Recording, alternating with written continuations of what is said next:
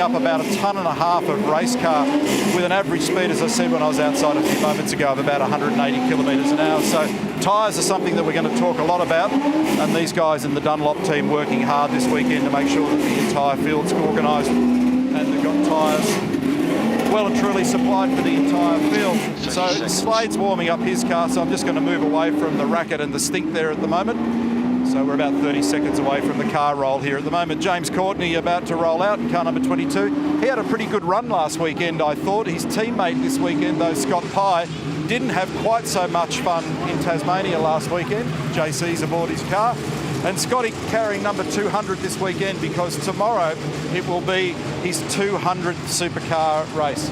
So they've got a little variation on the number this weekend. Anthony McDonald on the pit wall over there for Mobil 1 and Mega Fuels. And he's been a part of this team over a long period of time. So we've now got green flag and the cars roll out. So let's see what this session looks like. Actually going to be pretty interesting because understand that everybody practiced here only a few weeks ago prior to the commencement of the Virgin Australia Supercars Championship when they came down just prior to the launch in Melbourne. So here's our racetrack, and what a gorgeous place this is to race. Thanks to Virgin Australia. Let's look at it in much greater detail. 4.5 kilometres of pure supercars heaven. It's fast, it's flowing, big loads, and look at that for a layout. 12 corners. It's exposed a lot to the weather down here, as I said when I was standing outside before. So one of the things that you've got to be acutely aware of here at the moment is wind direction. Now today, the cars are going to have a tailwind on the run down into turn number 1, but check it out.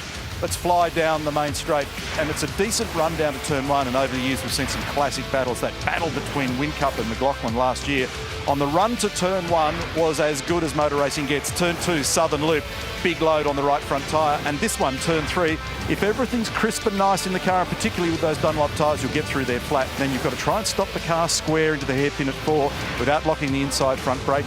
They call this one down here at turn 6 Siberia for good reason. It's in the middle of nowhere. It's a long way from anywhere over there and subject to weather. Hayshed, this right-hander, another great corner. If the car's trimmed right and gripped up, you'll get through there flat, and then you rise up over the top of the hill at Lukey Heights at turn 9. Remember, the car's hovering around about that 100 to 75 to 200 kilometres an hour on the approach. Easy to lock a brake in, the right-hander down there at turn 10. And then this next one, the two of them, in fact, at 11 and 12, feel much like the one corner where the cars are forever loaded. And then they come back on to the pit straight where there's a gear change right at a very awkward moment. Now, the first car to come down is Jamie Whincup at the end of that lap. 3 sectors, and we'll talk about those in greater detail. And remember that last year, that Whincup was actually one of the guys that had great pace but was affected by a little anomaly when he flicked the pit lane speed limiter off too early and got pinged for his trouble. Here's our championship leader, and what a wonderful start to proceedings Scott McLaughlin's had so far this year. Didn't get on the podium on Sunday last weekend, but off to a great start again on Saturday. And he's got a nice, comfortable margin of 124 points at the moment. He came into the Tassie weekend with about 31, so he's in good shape. Continuing to add to the bank on his armour or poles and continuing to add to his winning ways. I find it very interesting that at Shell V-Power Racing, McLaughlin and Coulthard on screen now are at the top of the championship table, and Van Gisbergen and Whincup are with them. So the two top teams that have been in these fierce battles in the recent past find their way at the top of proceedings. Fabian did a nice job last weekend, 2 second placings. He's come from nowhere when you stop and consider the trauma that he had in Adelaide in order to be able to get back into a strong position. That was a bit of a wild ride under brakes there for Whincup over the top of the hill. Managed to pull it up. He had a weird weekend, particularly on Saturday last weekend. That was quite bizarre. He found himself in trouble off the road and parked in the gravel when he was at turn 4 in qualifying at the hairpin. That ruined his Saturday, and then Sunday wasn't that much better. I was on the plane with him on the way on Sunday night back out of Tasmania, and he couldn't believe his luck. So he's been back in Sydney doing some promotional work earlier in the week and come back here. Now, they had a very difficult test also when they were using the single spring. Here's the rear brake locking up that I made reference to a few moments ago. So they really battled here on the test day, didn't they, Mark? And I reckon that'll be one of the things that they have to scramble together today to make sure that they can tune this car to something much more like the window that they were previously in. Good morning to you. Yeah, good morning, Neil. I totally agree, because they were the best when they were running a multiple spring package, especially in the back of the car. They were the best at being able to stiffen the car on the way to the corner, have a rate for getting around the middle of the corner, and then effectively softening the rate of the car, the spring rate at the back, to help the tyre degradation and the grip level on the exit of the corner. So they were very good at it. You can't do that anymore. The regulation change this year is such that you have to have a linear spring in the car. And that linear rear spring means that you have to change the dynamic of the car, the geometry and the way you set the car up to be able to get the best from it. And as you said a little while ago, that has had a big impact on their setup at the start of this year. This man, Dave Reynolds, he was actually using a linear spring at some events last year, so it hasn't affected Alistair McVeigh or Dave as much. If you cast your mind back to 2018, he was the only one who really hung with Scott McLaughlin on the Sunday as Barry Ryan looks at the monitor, looking at the micro sectors with Alistair McVeigh and the rest of the brains trust there at Penrite Racing. Dave was able to hang there with Scott. It was actually a great battle. Scott made a nice pass on him at Southern Loop, and we were talking a little while ago, whoa, big slide there at the end of the corner there for Reynolds. That's a monster moment. You can easily fire to the left and go in the inside wall when you make contact with the grass or the dirt on the driver's right area before the Vallelunga curb, these sawtooth curbs that are on the exit of so many corners here. And those Vallelunga curbs that I speak of, they actually reduce the grip. You can hear on that occasion there that Scott Pye had to come right out of the throttle at the end of the corner to minimise the exit slide. Check this out. This is the one that wound me, because as Neil Crompton comes back into the commentary box with me, check this out. That is sideways. So he's actually made the grass before he made the curb. You can just see those little elevation changes on that curb there. This is another livery change, and Percat's done almost exactly the same thing with a wider exit path than Dave Reynolds had. There's the 7-11 colours on Nick Percat's BJR Commodore this weekend. Car number 8 is really car number 7. Yeah, it is really car number 7. Good pick. I hadn't thought of that. Tailwind is not helping the cause in the final corner there, so it's actually reasonable there at the moment. I reckon it's probably a good 10, maybe 15 kilometres an hour. And as you know, because you've done 8 trillion laps around this racetrack, a little bit of breeze in any direction around here has a big influence on the way in which the cars behave. Chaz Mostert, it was his birthday on Wednesday, 27 years young. Super Cheap Auto Racing in the Ford Mustang.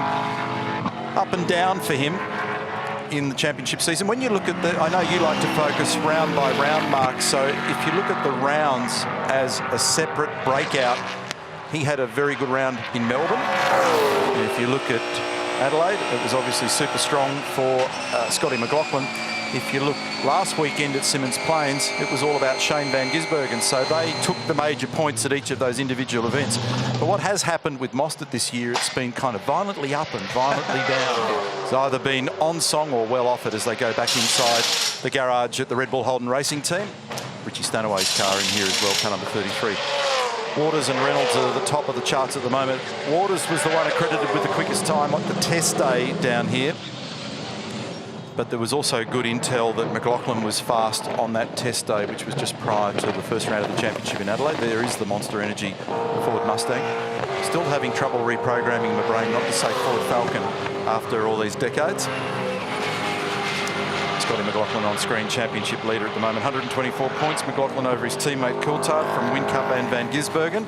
Top 4, as I ran through before. David Reynolds is in 5th in the championship, 2nd on the racetrack at the moment. McLaughlin is worth following because in the middle sector of the racetrack, he's just done the quickest time that we've seen so far. So that takes him from the approach to that high-speed left-hander at turn 3 and gets him to the braking area over the top of Lukey Heights. And there's quite a lot of complexity in that part of the track, which tells you they've got the car working well from a balance perspective. Beautiful shot. Look at that rise and fall in the road. The presentation of this racetrack is world class. It's a beautiful place to race. He's just gone into position number 2, Scott McLaughlin, on that lap, and running very wide and actually off the road then was James Courtney. It was a bit strange with Todd Hazelwood in the foreground in the silver car, and then James had this kind of awkward moment where he was offline and just didn't get it stopped. Weird. It is very weird. Have a look at the camber. The banking on that corner, Siberia. I love the term. If you end up off the road there, you end up in Siberia. And I love the laconic Australian humour around how that name has come about. But have a look at the banking there. As you turn it, it's got a very late apex. Have a look at how heavily banked the apex, the late apex nature of that corner becomes. And it's one of the great corners. It's only about 105k in the mid speed, but you approach it just over the old 100 miles an hour mark at 165k. Then you accelerate all the way back up and around through the Hayshed and up to Lukey Heights, which is the area that he's just approached there, Scott McLaughlin. Len Lukey was the original owner of this site. For a young guy who's still relatively early in his years of tenure in this game for Scott McLaughlin, his record at this place is really outstanding. So it clearly tells you it's not just about the team or the engineering or any particular individual settings. There's a little McLaughlin factor in these performances here. Clean sweep in 16 and 18, which you were talking about earlier in the day. 8 pole positions, but the nutty part about that is he's had 6 in a row straight down here. That's a pretty tough thing to achieve in any form of motorsport, anywhere at any time. So totally, hats off to him. And his moves down at turn 2 last year, both Saturday and Sunday, to sneak up the inside in very intense battles, one with Whincup, one with David Reynolds. It was really cool. Now he's just gone to the top at the very moment that the red flag has come out. So McLaughlin 0.2 of a second better than Cam Waters on that lap that we saw completed as Whincup rolls out. You'll be seeing those red flags at every flag point. That's pretty impressive, isn't it, when you stop and consider that there's been 6 events that McLaughlin's contested since 2013. He's done 15 races. There are a couple of, I understand, Cape Barren geese on the racetrack at the moment, so that's the reason for throwing the red, just to make sure that things are safe out there. As a bird lover, how do you know that they're Cape Barren geese? Well, a good friend of mine informed me that there's... There they are. There's Neil on the left and Mark on the right. That's your commentary team. We've got a ringside seat this weekend. We're right at the apex of right turn 7. At the apex of that corner. Well, we had Scotty McLaughlin down at turn 4 in Tasmania, so we've gone to a new level. As always, Mark is the loose goose.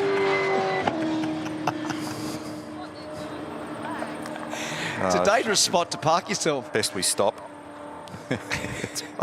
Got our OH&S noses on today. Oh, hey, sprint. Here we go. Well done. Safety first in our world. Let's get out of there, Neil. Let's go and park somewhere else. Why don't we go to lunch? Let's go down to Rill. It's definitely you then, isn't it? Very good. Off we go. Everybody's happier now. Oh, this is going to be close. Nah. That almost knocked a high-vis beak and off. Going to stop now. Okay. McLaughlin, Waters, Reynolds, Coulthard, Pye in position number 5. Yeah, so going back to that point about the number of times that he's been here and the conversion to success, 15 races under his belt, 6 victories.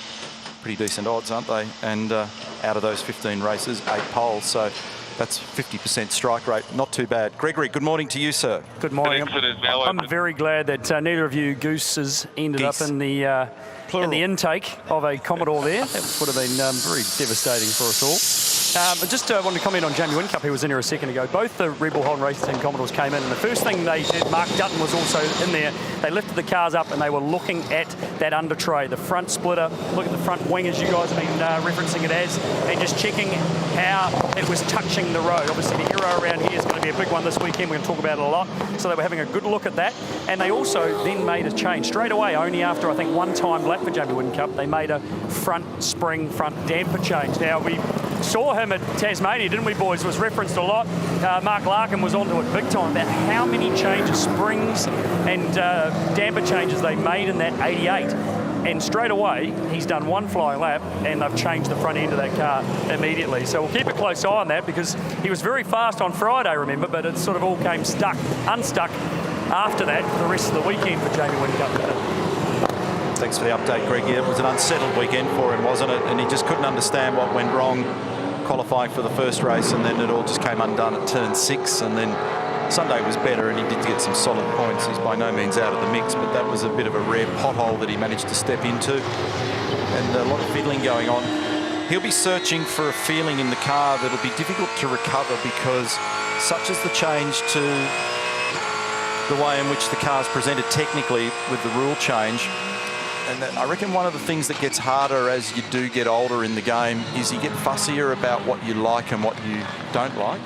And then sometimes you go searching. I can remember when we changed front tyres on the cars years ago, and it was always hard to unlock the notion of getting back to what you once felt. So you tend to go hunting for that in your setup tricks, in your toolbox. There'll be a little bit of that going on with Jamie, because he'll want to return that car to the way in which it felt last year, which is the logical thing. He's had great success in that team, so tremendous success in the last couple of years. It'll be hard to be able to get it back to the way he wanted it. They'll get there, they'll get closer, but it may not be exactly the same. Well, the twin spring used to trick it effectively. So you trick the car, stiffen it on the way to the corner and softened it coming off the corner. What you're saying is that Jamie used that as a really high-level tuning tool. You haven't got that tuning tool anymore, so you've got to find other ways of getting back to what you like. And around here, what definitely works is a stable platform.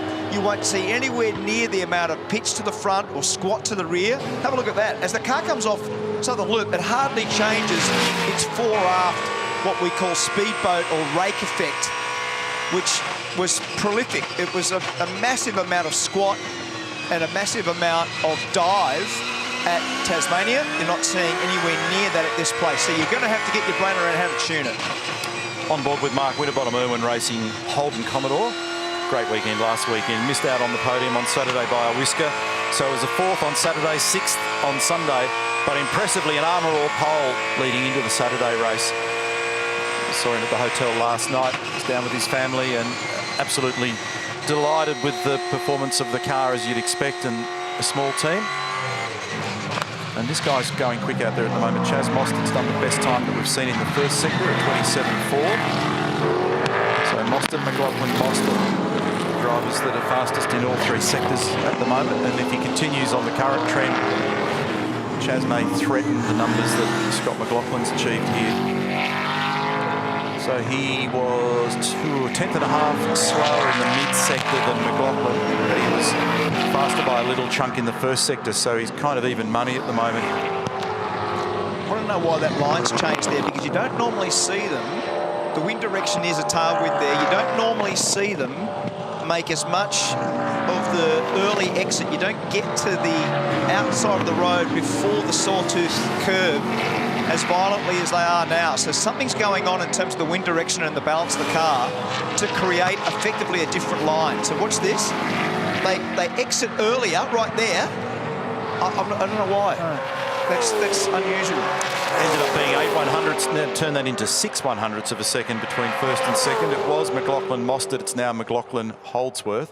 6 100ths, that was the exact margin last weekend between Fabian Coulthard and Shane Van Gisbergen, and the last time the cars qualified. I find it extraordinary. One of the reasons why we love the business so much is just how closely competitive, which means that you've got to go and find every little bit of performance out of every little thing everywhere. There's nothing that the drivers and the teams don't leave unturned in their pursuit of lap time excellence. So McLaughlin's gone back into the lane. Holdsworth next, and then this guy is in 4th position. His teammate Chaz Mostert is in 3rd position. David Reynolds is 5th. His teammate Anton Di Pasquale, who had to put up with the loss of a gear shift bolt last Sunday, cruelled what could have been a great outcome for him in that race. Then Fabian Coulthard, Scott Pye's now down to 8th. Slade and Golding sitting in 9th and 10th position.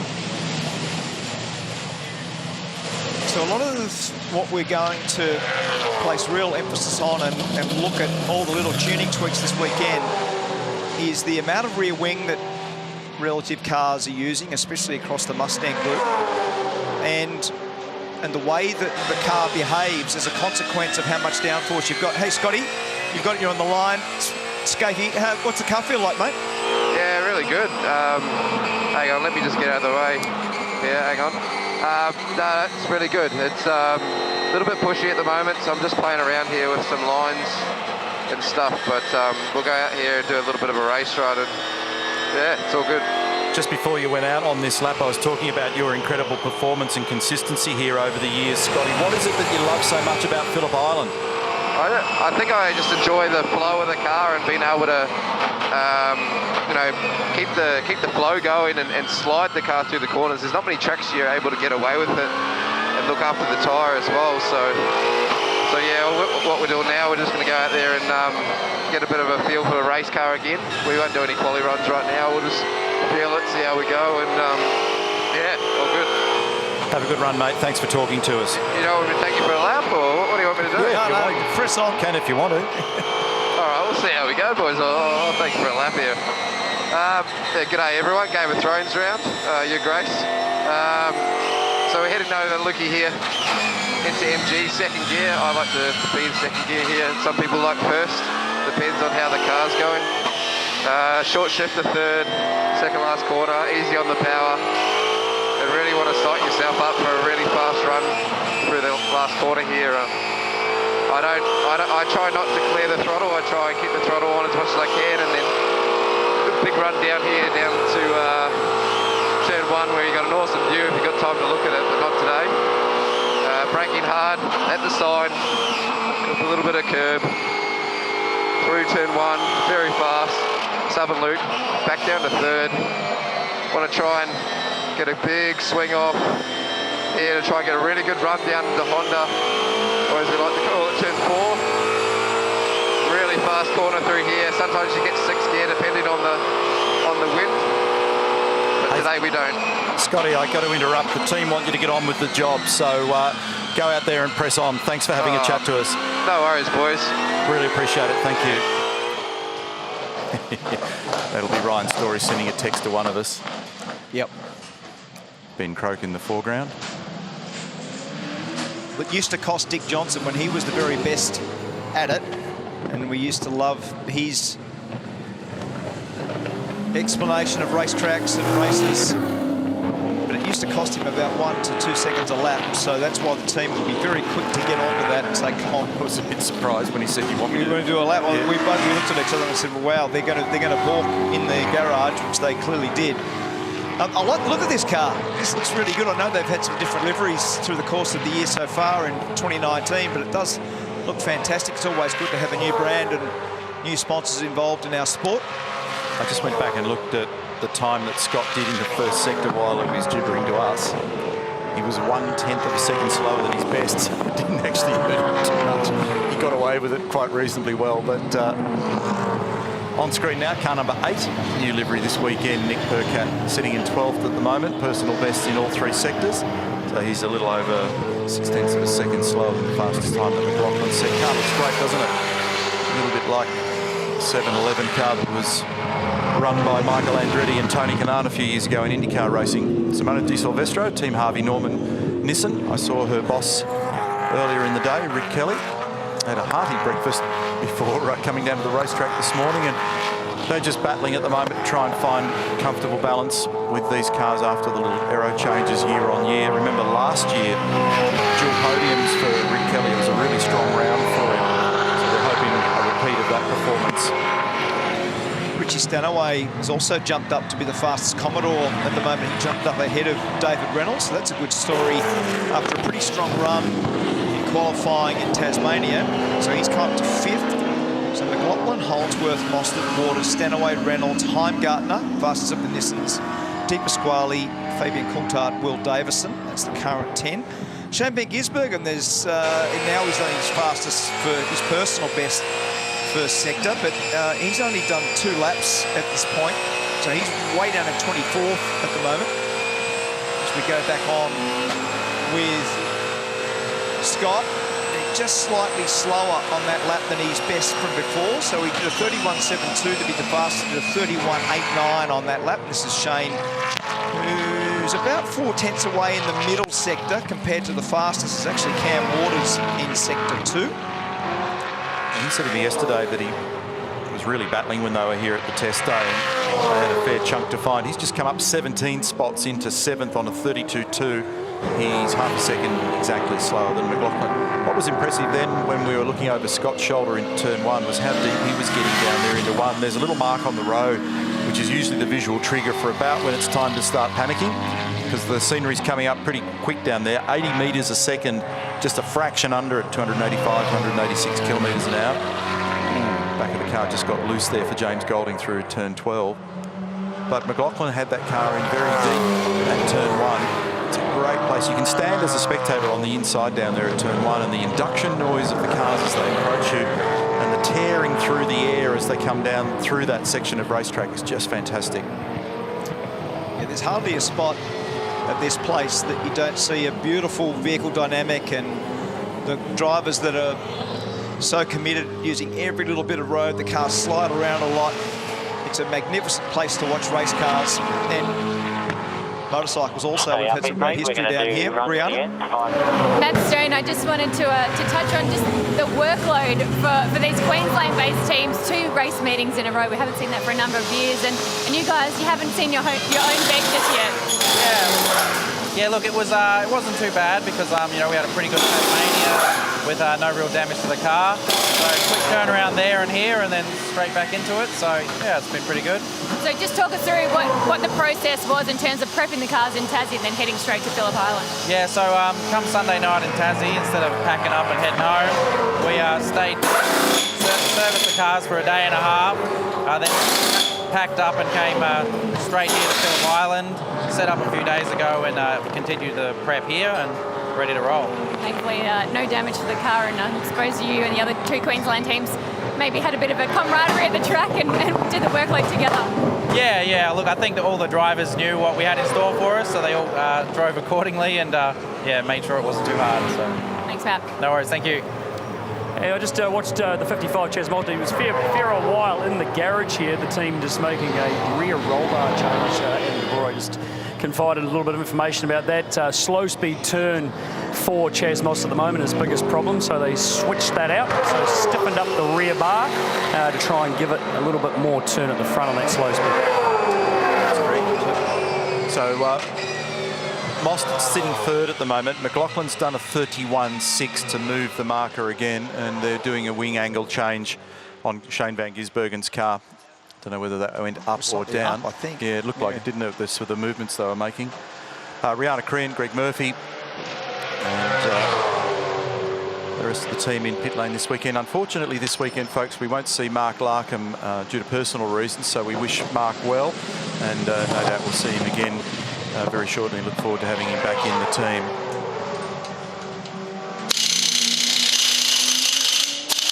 Rick Kelly's just come up also 11 spots there, MS, so that's encouraging. So he's 7th and 0.5 away. As you said, he was very good here last year, wasn't he? In fact, all 3 makes were on the podium last year, which was good at a very aero-sensitive racetrack. You detailed for us yesterday in trackside just how much work has been done by Supercars and also by the respective teams to optimise the respective aero packages, and the amount of front downforce and rear downforce that you have at this place is an absolute premium. Well, the interesting thing for me now is the amount of work, and it's always been the case, it's not new news, but I think it's being scrutinised to much deeper levels than at any time previously, is all the little things that you can't see, which if you expanded on that little chat that I did in trackside yesterday, it's what goes on with radiator blanking, it's what goes on with radiator angles, it's what goes on with brake blanking, brake ducts, underbody, panel fit, all of the little things that they're even less than the 1%ers, in fact, because if you're talking about margins of 6/100ths of a second the last time that they qualified, you need to find every last little skerrick of performance in every item. And so getting that balance across all 3 shapes is a challenge in itself for supercars, and then getting the most out of it from a team perspective is a massive task. And so there's a lot of scrutiny now in little areas under the car. For example, what's under there that might create drag, which is the natural enemy of downforce, what could create a vortice, which creates excessive amounts of drag and effectively like a parachute for the cars in a straight line. That was on the limiter on the run into the 4, into the right-hander at 4. It was out of breath down there. I'll tell you what's impressive, everyone's basically concentrating on race setups and getting a balance terms of front to rear grip. But this place is 4.45k. It's roughly double the distance of the last racetrack. It's 1 minute 30 odd to get around 90 seconds when it was only 50 seconds where we last played. And if you go right down to Gary Jacobson, he's currently down in 18th. There's 0.8 of a second across 18 cars at a place that's 90 seconds or just over 90 seconds and 4.5k long. So we talk about tight margins in Tasmania. That is a massively tight margin when you look at the complete field pretty much. Pro rata, it's probably even tighter than Tasmania if you factor in the length of the racetrack. Look at that for a shot. Isn't that absolutely gorgeous? Looks fantastic down there. Two engineers at Erebus. Mirko on the right and Alistair McVeigh talking, and further on the left of the screen is Barry Ryan. Bit too much oversteer in the high seats. Have we got time to put another set on or not? 2 minutes remaining, 2 minutes 15 to go. David Reynolds is on the other half of that conversation. One of the other things about this racetrack, as much as we rave about the visuals, and it's such a pleasure to drive any racing device around here, or ride for that matter, because this is the home of the Australian Motorcycle Grand Prix. How's that vivid blue in the background? Is that if you're on an old tyre or you've got a vehicle that's unbalanced in any way, it goes from being one of the great pleasures to one of the great punishes. Because if you've got a car that's pushing in the nose or it's really unstable in the back, and that was what David Reynolds just said on the radio a moment ago, that I've got too much high-speed oversteer, which means the back of the car wants to jump out from under him when he would least like it. So if you've got a tail wagging with an average speed around here of 180 kilometres an hour, lots of corners where you're doing 200 odd, it's not a nice feeling. And so what happens here is that the tyre pain, the hurt, lap on lap, or degradation as we describe it, that's a better number for McLaughlin, a 1.5. It just tapers away from you, so your car's unbalanced, you whinge and moan, you look at the clock and you go, oh, that's no good. You do another lap and it's worse. You do another lap and it's worse again. And you're just in this vortex of pain that goes on for a long period of time around here. However, when your car's good, it is a great place.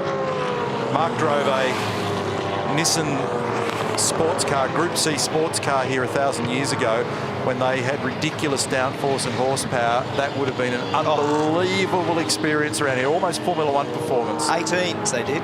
Yeah, 18s. So, and you come off the front straight through turn one flat out. No back off. It was just extraordinary. Will Davison, and he's the fastest man at the moment on that 31.5. So he's just also gone very, very quick. Had a somewhat troubled run last weekend. They all did at Tickford Racing in varying ways. Lee Holdsworth got a season best result eventually out of Sunday, which was remarkable when you consider he was off the road at turn 2 right at the start of the race. So we're just about at checkered flag. At the checkered flag moment now, we've got Davison and McLaughlin 1 and 2. Van Gisbergen's come up into the party here. That's encouraging. And Dick Pasquale, who we're witnessing, it's going to be a good lap this one. Yeah, he might actually scatter the pack a little bit. He's turned in shallower there into turn 12. Yeah, and the line on the exit was better. Sometimes that shallow turn in with the dip at turn, there you go, 31.3. Good lap time, Anton, up 16 spots. Now, if you recall, his teammate Reynolds was quick in the morning for the test day down here for those that avidly follow the sport, but they were exceeding the noise limitations at the racetrack and they were forced to pack up and go home. So we never really got to see the best of David Reynolds. So to a degree, that's probably not a surprise if you reference back to the test day. Rick Kelly, he's drifted, but has now jumped back up into 13th. Now, this morning, he was pretty down in the mouth about the universe after a tough weekend last weekend. That's really heartening. And he said, Todd's been counselling me. So it's been good counsel by the look of it, because he's only 0.19 away. 10 cars within half a second, which is very cool. Again, we talk about the length of this place and the complexity of a racetrack like this. That bodes well for the weekend. Remember, when we get to the next practice session, if you're in the top 10 at the end of this practice session, it actually forms part of the qualifying, the Armour All qualifying process, and gives you a free kick and takes you straight into Q2 for tomorrow. So we're going to see a bit more seriousness around a one-lap performance in the next session, but what we just saw was a very impressive run by McLaughlin. That's one of the best race runs I've seen down here. He hardly had any tyre degradation. Results practice 1, WD-40 Phillip Island SuperSprint. Anton Di Pasquale, nice work. 1 minute 31.3 and a margin almost 0.2 of a second stronger than Will Davis and Rick Kelly. There's a mixed bag for you across those three cars. Got one of each at the top at the moment. Then McLaughlin 0.2 away. Van Gisbergen came up there as well at the end.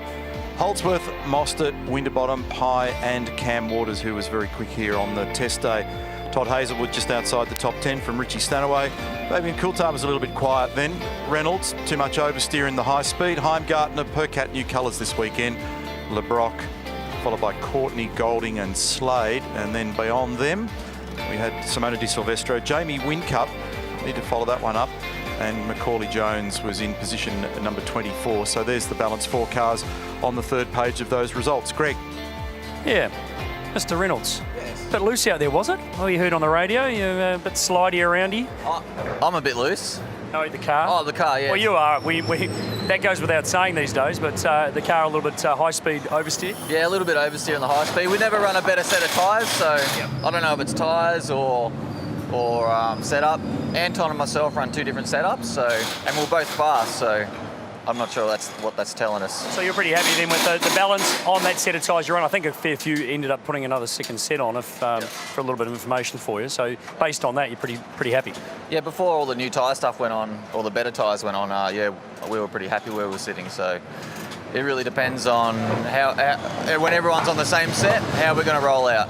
What about just the balance, that deficiency that you're talking about? Is that a bit of wing? Is that a little bit of rear wing, trying to tune that in, or a little bit more? Come on, you don't shake your head at me. I know you know better than that. Ask the smart bloke behind me. He does all that stuff. But we just might need to calm it down a bit for the high speed circuit. Good to be here at Phillip Island, though. Always good to be here at Phillip Island. It's a grouse tracks, fun to drive. And as long as the geese piss off, we'll have a good day. that includes you. Todd Hazelwood, I think it was a little bit of a mixed bag in terms of the tyre situation, but that was a great time by you. Yeah, I think there's still a lot of work to do yet, but obviously a good, reasonable start, but we had a pretty good tyre on then, so got to take it always a grain of salt being practice 1, but for us, we just really struggled in that session, so it's like everyone out there, they're all battling the tyre situation, but we put a better set on just to try and get a read, because obviously practice 2 this afternoon is really important. So you don't want to get too much of a bump steer trying to change the car too much on an old tyre before you throw on greens for practice 2 later today. In terms of struggling, what in particular are you guys searching for? Oh, yeah, everywhere. Look, that's always a game of P1. You see what you got, and now we'll put our heads together and see what we can come up with. But got a bit of work to do. Beautiful day here in Phillip Island. You enjoy this circuit? Oh, I think everyone would be lying if they said they didn't enjoy Phillip Island. It's one of the most enjoyable tracks as a driver. It doesn't matter if you've got a fast car or slow car. It's always really good fun. And when you get to put a green tyre on one of these supercars, it's really exciting. So looking forward to that this afternoon. Thanks, Todd. Cheers. Thank you.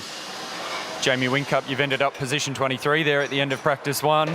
Any cause for concern just yet? No cause for concern. We're not speedy yet. The car wasn't as the car's similar to the test day here, and not 100%. But we've got a good program to go through. We didn't put tyres on at the end there either, so a little bit artificial. But in saying that, I'm not saying we're going to jump to the front. We've still got plenty of work to do. Does your car feel similar here to what you had in Tassie, given that they're 2 different circuits? Are you chasing the same issue? No, Grand Prix, Tassie, even Adelaide was pretty good. The test day and now here this weekend, the car's not suited to Phillip Island at all, but we'll work it out. Thanks, Jamie. Great, cheers. Let's have a look at the highlights now. Practice number 1. 2 practice sessions coming up for today. WD-40 Phillip Island SuperSprint. Gorgeous day. Shooting for a top temperature of 23 degrees. Light northerly breeze at the moment. Not a cloud in the sky. Brilliant blue. Need the sunnies on out there at the moment. New colours this weekend for Nick Percat. Ran wide early in the game at turn 12. We had a few friends doing that early in the session. It's an odd moment for James Courtney down at Siberia at turn 6. Just understeered wide off the road.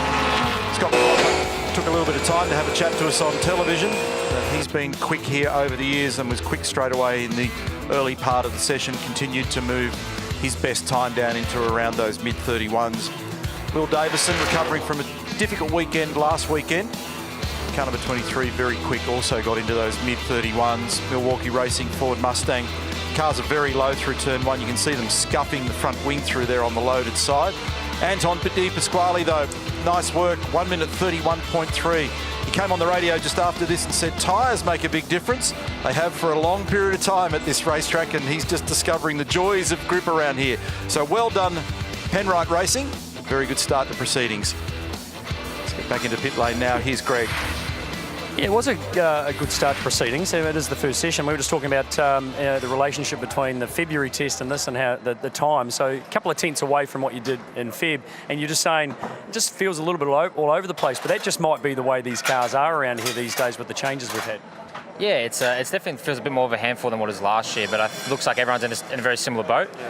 Feels very much similar to what it was at the start of the year, so we sort of know where our package is. Obviously, a lot of work to do still, early days, so we'll find out, I think, more this afternoon where we're at. Yeah, talking to Jamie Whincup at Tasmania, you know, he's looking, I think, still for that perfect car, and I think Crompo and Schaefer were talking about that during the session. You have to get used to some different characteristics with the cars now that they don't have the twin trap spring in the back, and maybe that's a little bit of the way you have to sort of go. Yeah, I think, especially around a place like this, we're carrying a lot of speed, not much downforce, so I think you have to hustle a little bit. Yeah. Obviously, ideal world, every race driver wants a perfect car that's easy to drive and goes fast, but I don't think it's possible, but we'll find out. Hopefully it is. That makes it a little bit concerning, though, I suppose. When it's moving around, you're thinking about your tyre wear, aren't you? Yeah, luckily the races aren't too long, but obviously tyre wear around any track is a main concern. First speed, then tyre wear and things like that. So it wasn't too much of a handful on that good lap, but most of them were a bit of a handful, so we'll see. Good on you, mate. Thanks. Thanks, cheers. Fabian Coulthard, position 13 at the end of that first session there. Did you do race run and did you fire a second set of tyres at it? No, we put a couple of sets at it. So you run on pre-marked tyres that have done bulk Ks. So yeah, I don't know how good or bad they were, but they didn't feel too great. So this joint's all about confidence. You know, high speed. You got to know that the front's here when you barrel into some of these quick corners. And at the moment, I'm not confident with the front. So we'll get there. And an odd question, mate. We're seeing a lot of people run off the road before they get to the curb on the final corner there. What's going on? Is there some aero imbalance happening? I don't think I've made the apex yet. So, yeah, look, I've just got bulk push. So I just can't get to where I need to. Then the front grips and then it just snaps. So it's an absolute handful at the moment, but we'll get on top of it. And we've got another practice this afternoon, so I'm not too stressed. And do some more of that driving stuff. Thanks, Babs. Cheers.